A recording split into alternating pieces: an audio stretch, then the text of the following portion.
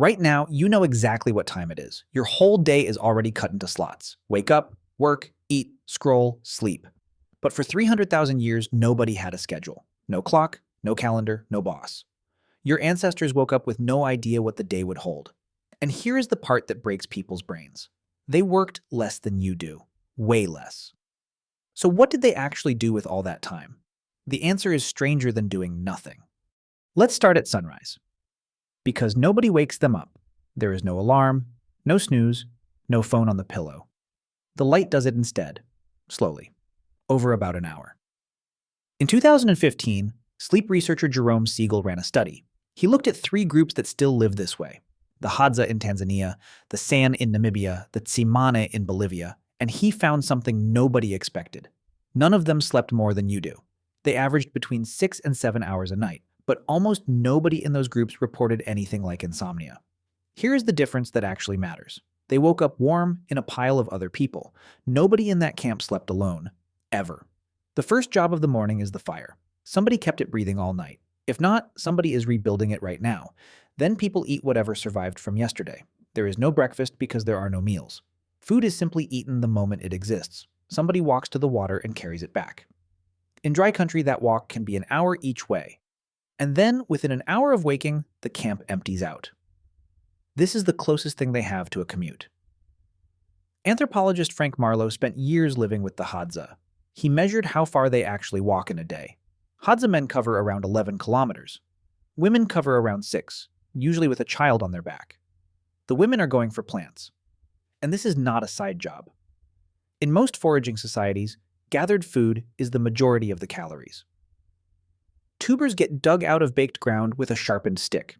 It is hard, boring, reliable work. And it is what keeps everybody alive. Berries, baobab fruit, seeds, whatever the season is handing out. The men are going for meat, and for something better than meat. Honey is roughly 15% of the Hadza diet, and they find it by following a bird. The greater honeyguide leads people to bee nests on purpose. It calls, it waits, it flies ahead, then it checks that you are still coming. It is one of the only wild animals that cooperates with humans. Nobody taught it to do this. We have simply been doing it together for thousands of years. So how many hours does all of this actually take?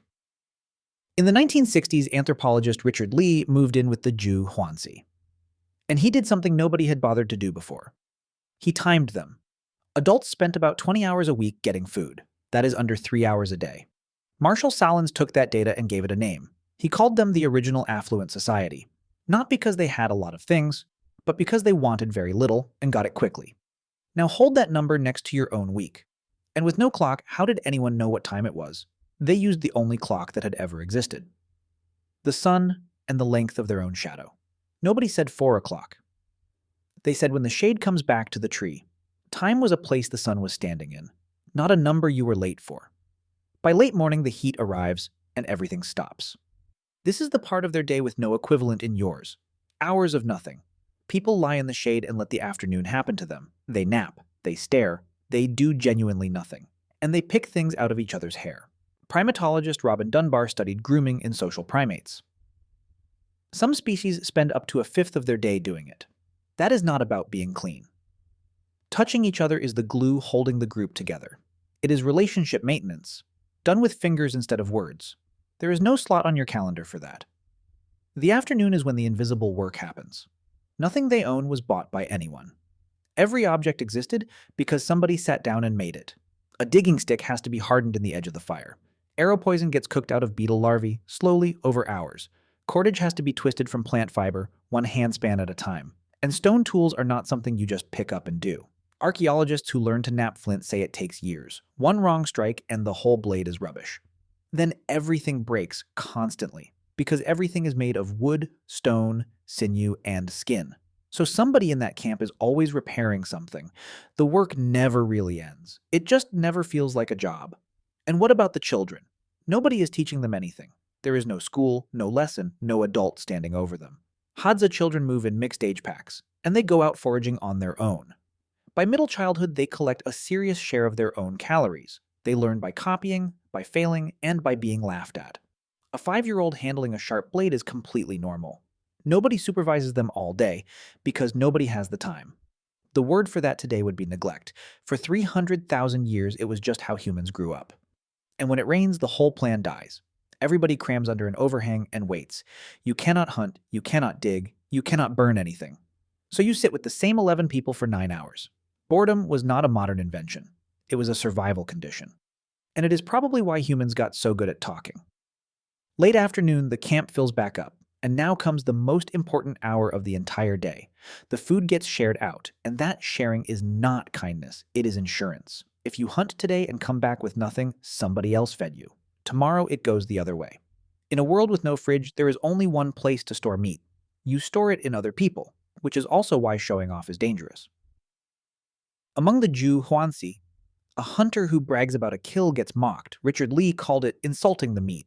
The group deliberately cuts down anyone who starts acting important. Because a camp with a big man in it is a camp that stops sharing. Then the sun goes down. And the day changes character completely.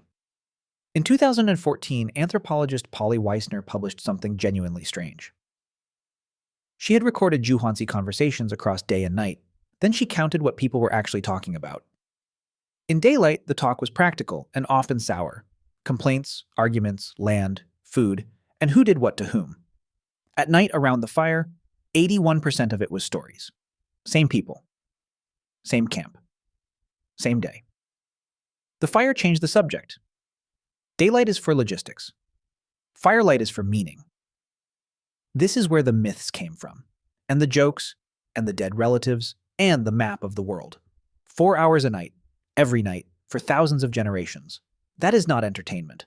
That is how the entire culture got carried forward. So here is the honest answer to what they did all day. They walked, they dug, they fixed things, they sat in the shade doing absolutely nothing. They argued, they groomed, they shared, and then they told stories until the fire went out. Roughly 4 hours of what you would call work and 10 hours of what you would call wasted. But that wasted time is where the species got built. Now, do not romanticize any of this. One bad infection could kill you in a week. A broken leg could end you. Child mortality was somewhere close to catastrophic. There was no privacy at any point in your entire life. And if the group decided it was done with you, there was nowhere else to go. The freedom was real. So was the fragility. But there is one thing they had that is hard to buy back. Their day had a shape they could see the reason for. Every hour connected to something obvious. You could look at your own life and understand it. Your day is full of slots. And most of them you did not choose. Theirs was mostly empty, and they filled it themselves. That is the trade we made, and almost nobody noticed making it. So tonight, when you check the time out of pure habit, remember that for 300,000 years, nobody needed to.